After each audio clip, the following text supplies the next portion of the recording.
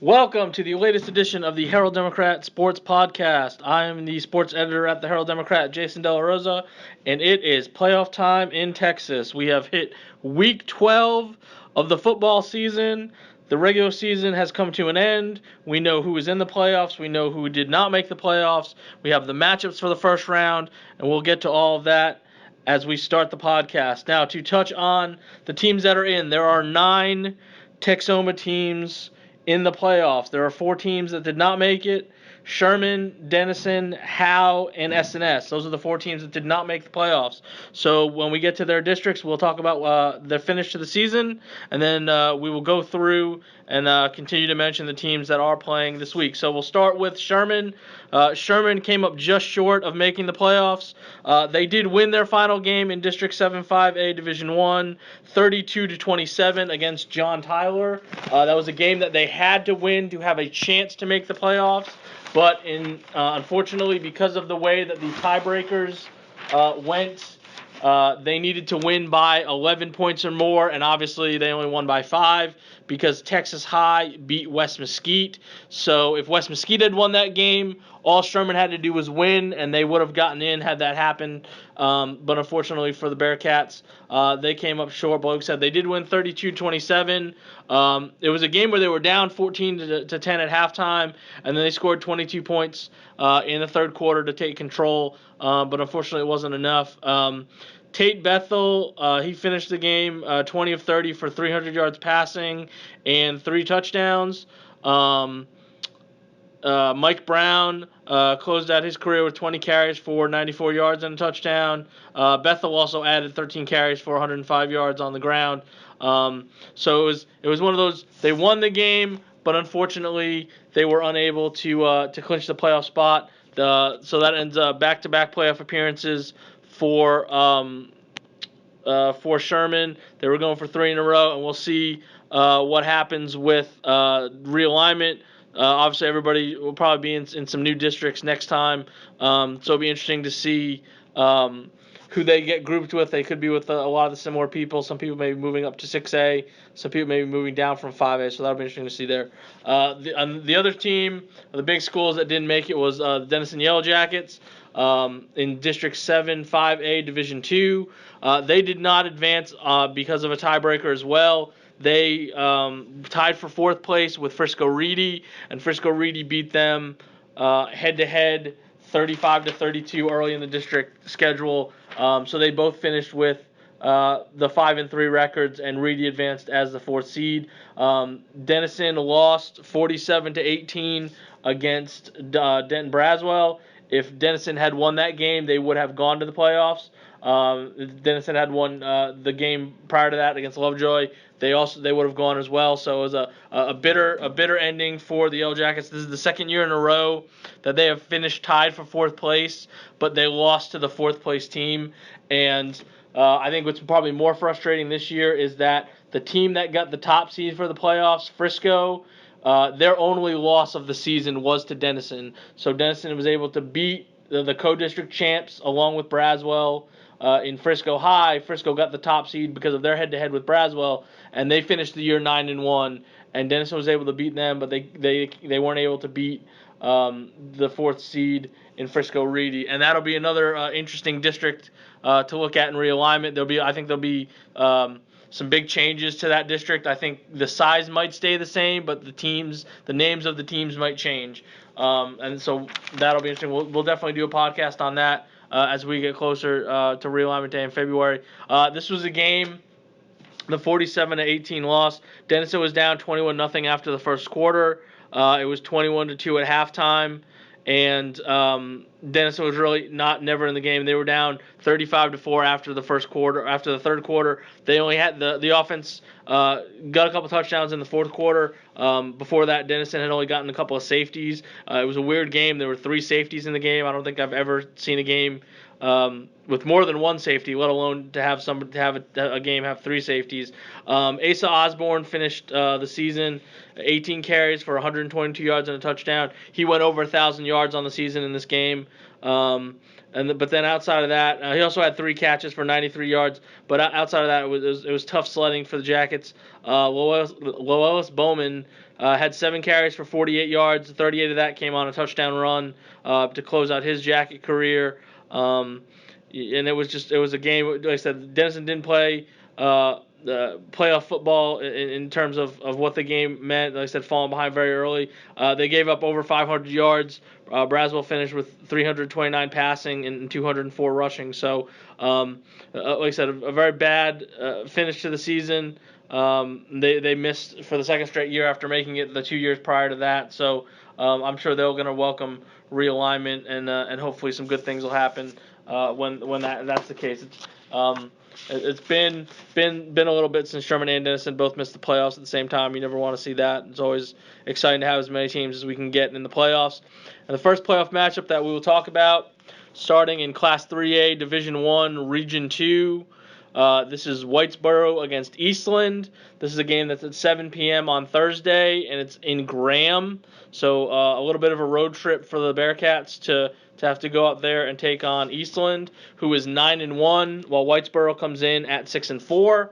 Whitesboro won last week 27-7 against Boyd to get the 3rd seed for the playoffs. That was a complete seeding game. Whitesboro got 3rd and Boyd got 4th. They had already clinched their playoff spots. And by getting the 3rd seed, you get Eastland, who is 9-1. Their only loss came in district play, 28-14 against Wall. Wall just happens to be the top-ranked team in Class 3A Division 1. I believe in the latest rankings, Eastland was 7th in the state, so it's going to be a tough matchup right off the bat for Whitesboro. In the win last week, that was a game they jumped right on Boyd. It was 27-0 at halftime, and the defense was able to. They didn't give up a touchdown until the fourth quarter. It was 24-0 at halftime. Whitesboro got a field goal in the fourth quarter, and they held Boyd scoreless for 3 quarters. So that was a good game to close out your regular season on. It's gonna be tough sledding this week. Just a couple notes in this one. Cody Fagan is the first Whitesboro head coach to make the playoffs in his first season.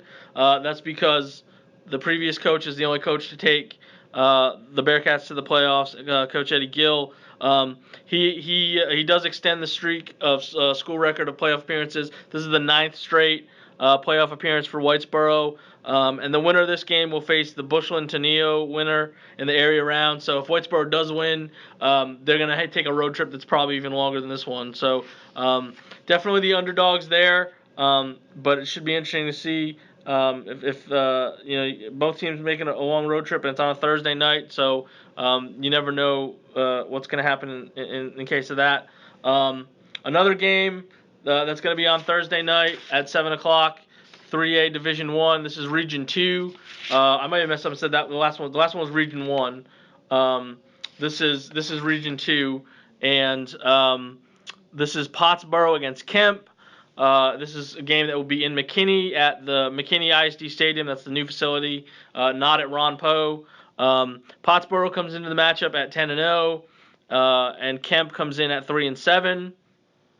Pottsboro closed out their undefeated regular season last week with a 45-12 victory against Lone Oak. It was a game where Pottsboro was up 27-6 at halftime and kind of cruised from there. Cy Shope had 13 carries for 140 yards and 2 touchdowns. Cooper Townsley added a touchdown on the ground. Tyler Ferris had a 28-yard interception return. And Lone Oak barely cracked 200 yards. They only had 70 yards on 24 carries. That was kind of an expected outcome in that game for sure. And so Pottsboro is going to gear up for a bi-district game against a team that, like we said, is 3-7. They ended their season with an 84-0 loss against Malakoff, who is a state-ranked team in Division I like Pottsboro is. And so this is going to be an interesting matchup for sure. Pottsboro went undefeated in the regular season for the first time since 2015. The crazy thing about this matchup is that this is the 3rd meeting between the two teams, and the previous 2 have come in the playoffs. The last one was actually 2 years ago, 2017, in the bi-district round. and Kemp won that one 45-21. Before that, Pottsboro had picked up the by-district win over Kemp. So this is kind of the rubber match for sure. The winner of this game is going to face the Sabine Mount Vernon winner. So if Pottsboro does advance, there's a 50-50 chance that they will be facing former Baylor head coach Art Briles, who's the head coach at Mount Vernon. So that could be an interesting subplot for next week. But of course, I'm sure they're not going to overlook Kemp, despite the records. You never want to overlook anybody in the playoffs. Fours beat ones occasionally, and you don't want to be one of the rare district champions that loses in the first round. And the last matchup in 3A Division 1 in Region 2, Van Alstyne is going to play Life Oak Cliff. This is a game that's on Friday at 7:30, and it's in Richardson at Eagle Mustang Stadium.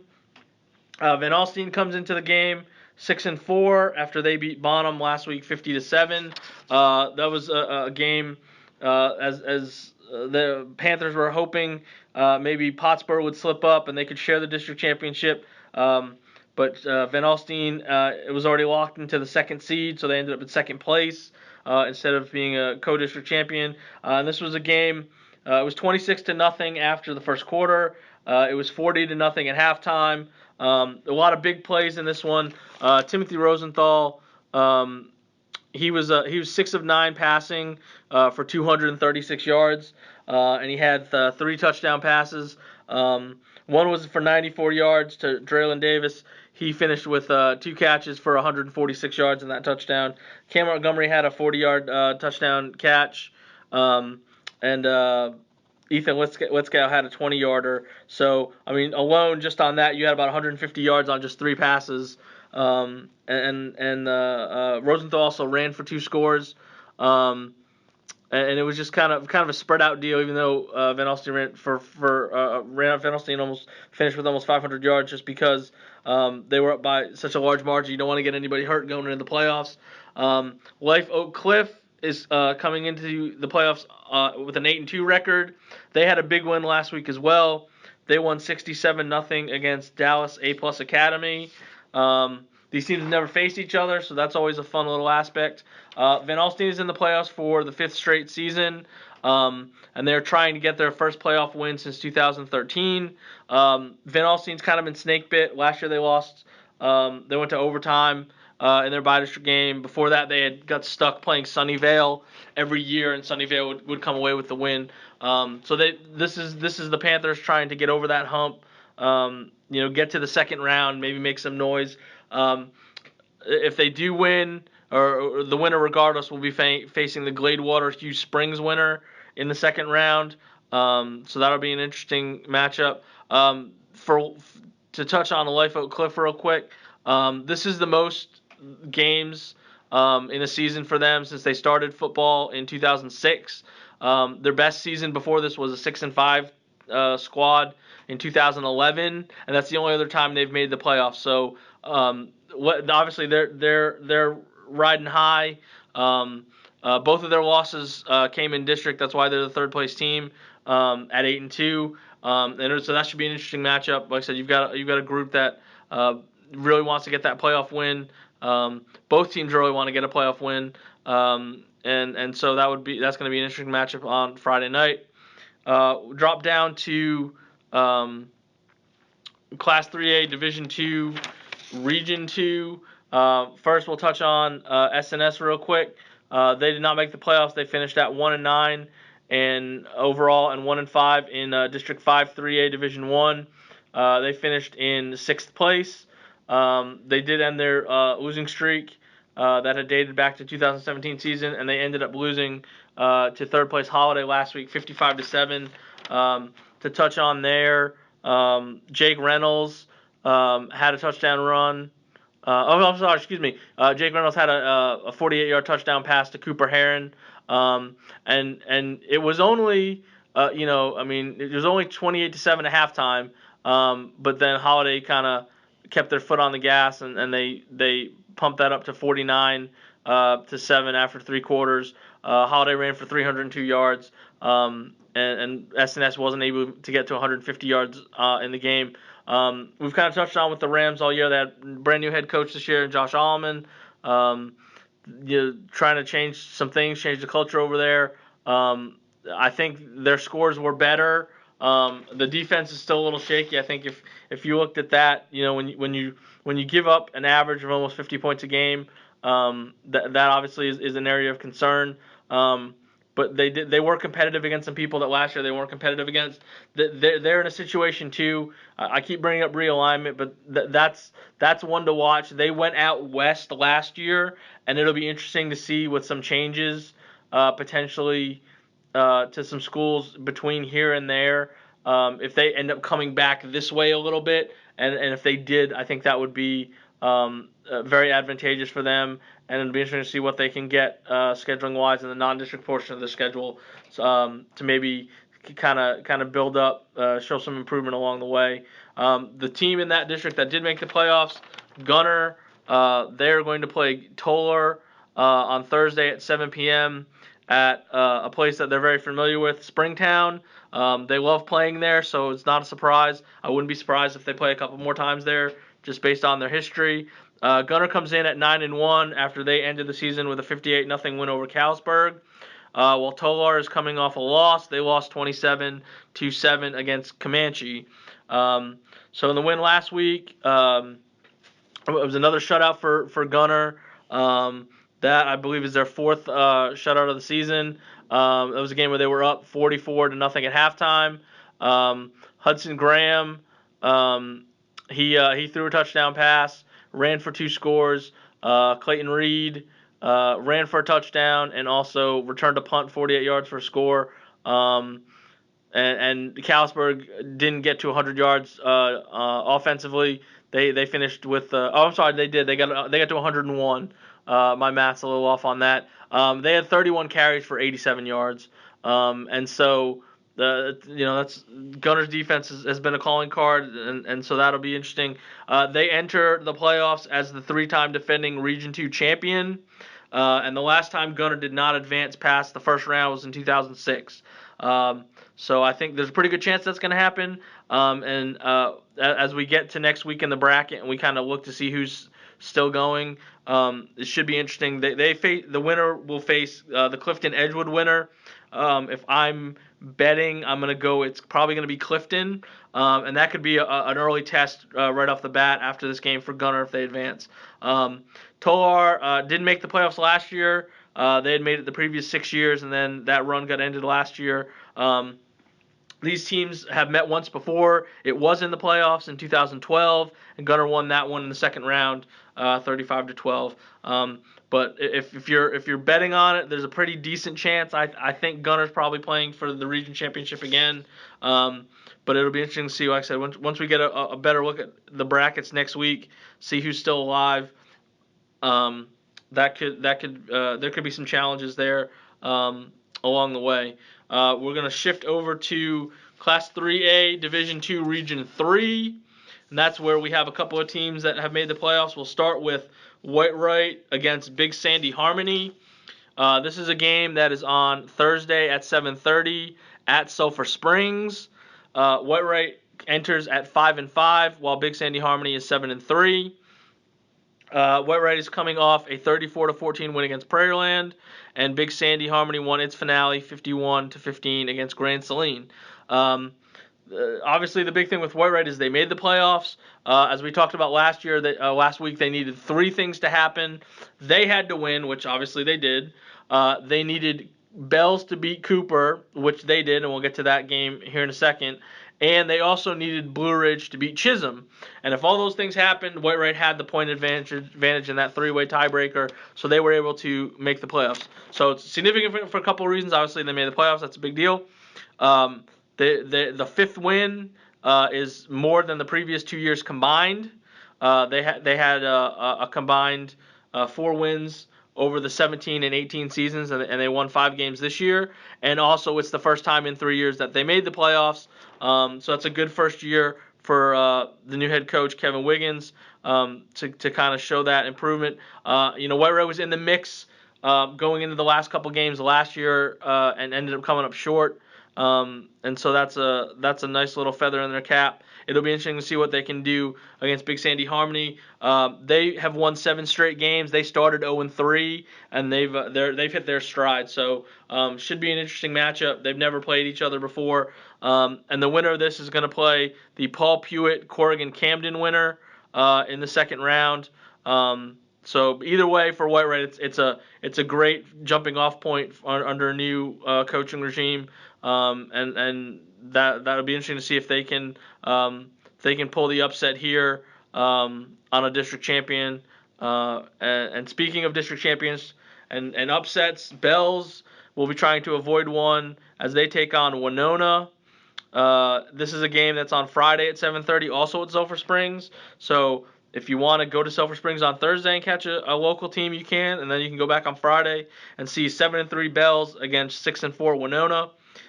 Bells clinched the undefeated district championship with a 56-42 win against defending district champ Cooper, while Winona won 61-0 against Quitman. So a lot of fireworks. Should be interesting to see about this matchup. Bells has made the playoffs the last 6 years. They make it in their first year under head coach Dale West as he continues that school record streak. We mentioned last week that they're district champs for the first time since 1996. And while Bells has made the playoffs these 6 straight years, they haven't won in the playoffs since 2014. The first year of this streak, they won in a really close game against Clarksville. But since then, they've been knocked out in the first round every year. So they're going to try to avoid that fate again this year. And this is the 5th straight year Winona has made the playoffs. So they've got a lot of experience in terms of getting at least to this point.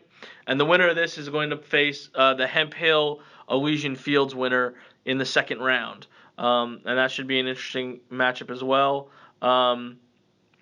In terms of the 2A teams, we drop down to 2A Division 1 Region 2.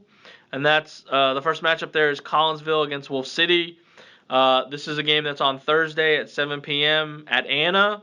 Collinsville is 5-5 after it won 35-6 against Trenton last week in a game that had seeding implications. Trey Shelby ran 17 times for 170 yards and a touchdown. Luis Hernandez had a pair of touchdown runs and also threw for a touchdown. Collinsville was able to get the 3 seed, and Trenton ended up in the 4 seed. Wolf City comes into this matchup at 8-2. They won 43-20 against Como-Picton, and their district it's not a very big district, and so it ended up working out in District 6 2A Division 1 that Wolf City, Honey Grove, and Rivercrest all beat each other up and finished in a 3-way tie for first place, and Wolf City got the 2nd seed, and we'll get to Rivercrest here in a moment. So that may be a luck of the draw type of thing, depending on who gets certain teams in the first round. Because of the tiebreaker, it wasn't really established. This is a pretty fairly contested matchup, considering it's the playoffs. And Wolf City's close enough that Collinsville and the Wolves have played 10 times. 3 of the last 4 meetings, however, have been in the playoffs. The last time they did play was 2013. It was a by-district win by Collinsville, 44-22. Of note for the Pirates, they're one of those teams that had a new coach in Garrett Patterson, and they make the playoffs in his first season. So that continues a good run of new coaches in our area getting to the playoffs in that first season. They're trying to get to the second round for the 4th straight year, so they've had some early playoff success. They want to keep that going, and the winner of this game will face the San Saba Riza winner in the area round. The other game in 2A Division 1 Region 2 is Tom Bean against Rivercrest. This is a game that's on Friday at 7:30 at Bells. So we do have a couple local matchups. If you don't want to travel too far to catch a game, you can either go south to Anna or you can go east to Bells. Tom Bean comes into this game at 4-6 after they lost 41-22 against Valley View, and Rivercrest is at 9-1. They won against Honey Grove to set up the three-way tie with Wolf City at 42-28. Rivercrest only losses obviously to Wolf City, and it was basically that round robin of Rivercrest beat Honey Grove, Wolf City beat Rivercrest, and then Honey Grove beat Wolf City, and that's how you get a three-way tie. So Rivercrest is actually the third seed at 9-1. So that may be a bad luck draw for Tom Bean. The Tomcats had a chance to get the top seed in that matchup against Valley View if the winner of that got the top seed. So Valley View enters as the 1, and Tom Bean enters as the 2 seed. That's a game where Caleb Higgs had 8 catches for 114 yards and 2 touchdowns. Ryan Weems threw for 325 yards. Zach Lusk caught a touchdown pass. Tommy couldn't run the ball well at all. They had 14 carries for 15 yards, but they combined for 341 yards passing. They also had 5 turnovers. So not a good taste going into the playoffs, but they're there. And this is the first time since 2003-2004 that Tom Bean has made back-to-back appearances. That 2004 season is also the last time Tomcats won in the playoffs, so they're looking to end that drought. But it's going to be tough sledding. I think, looking at that District 6-2A, even if you were the second seed, you were going to face somebody really good. Honey Grove, Wolf City, and Rivercrest all have really good records. So maybe, like I said, if you're looking at a potential matchup in terms of who you match up better against offensively or defensively, maybe you were hoping for something there. But there wasn't a lot of the top 3 are definitely pretty good in that district. So somebody was going to have to be a second seed and get a 3 that might not be a 3 in a lot of other districts. And the last game that we're going to talk about is in 2A Division 2, Region 3. That's going to be Tioga versus Detroit. This is a game that's on Friday at 7:30 at Prairieland. Tioga did not play last week. They had their district bye because their district was so small, and they had already been locked into essentially the 3 seed. Cumbie did beat Era, like we talked about last week. That was probably something that was going to happen. Otherwise, there could have been a 3-way tie for second place. So Tioga officially got locked into the 3rd spot when Cumbie won that game. And this is a matchup where you have a Detroit team at 6-4 is coming off a 66-46 win over Maud. And so this I feel like this is going to be a potentially interesting game. Detroit is having its best season since 2013 at 6-4. It's their most wins since then. But Tioga has also improved over last year, like we've talked about with them throughout the season. They only won 1 game but made the playoffs last year, so they finished at a 1-10, and they're 3-6. So they've obviously shown improvement. They've dealt with some injuries. I think that's kind of hurt their cause to kind of add to that number. From the sounds of it, talking with Coach Patton over there, the bye came at a good time. Having that bye and having an extra week in between their last game and the opening of the playoffs, I think they're going to get some guys back this week. That'll definitely help in terms of that. And after having the success that they had in 6-man before moving up, Tioga's still trying to go after that first playoff victory as an 11-man team. So that'll be interesting to see there. The winner of this game, I feel bad for you, only because there's a really good chance you're playing Mart, who's one of the top-ranked teams in 2A Division 2. Mart does have to beat West Hardin, but I have a feeling that the winner of this game is going to be facing Mart.